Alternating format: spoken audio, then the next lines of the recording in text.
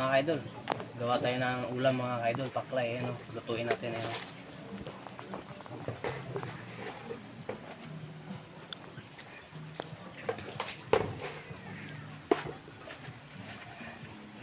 So ayan mga kaidol, lagyan natin ng toyo. Oo nga pala, luto na to mga kaidol. Mga kaidol, lulutuin natin ulit. Medyo malaki ang hiwa nito. Dapat pala yung medyo maliit na hiwa lang. Yan, lagyan ng toyo. Lagyan natin ng suka mga idol. I-marinate natin.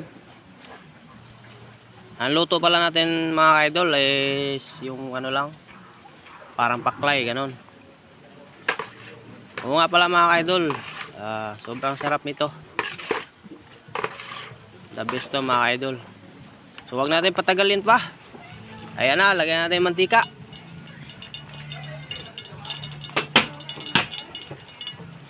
Ayan, painitin ng maigi yung mantika.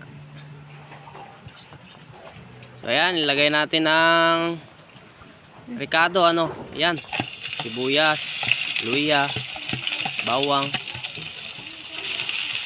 Tapos halu-haluin lang. Oo nga pala mga idol, sa kahoy lang tayo nagluluto. Wala tayong gasol. Ayan, sa kahoy lang.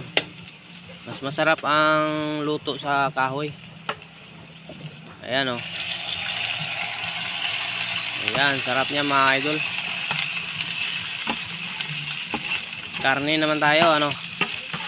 Karning baka. Sarap niyan mga idol.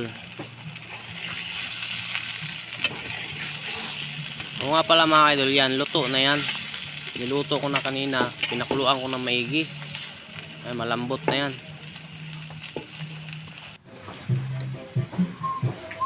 Ayan, lagyan natin ng paminta, konti lang.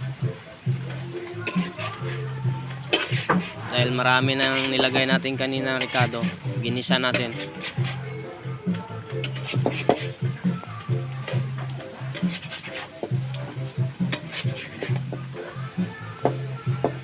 Ayan, luwaluin lang. Ayan mga idol, luto na mga idol. Luto na, ayan na. Ano? Paklay. Tikman natin, ayan. Wow, sarap.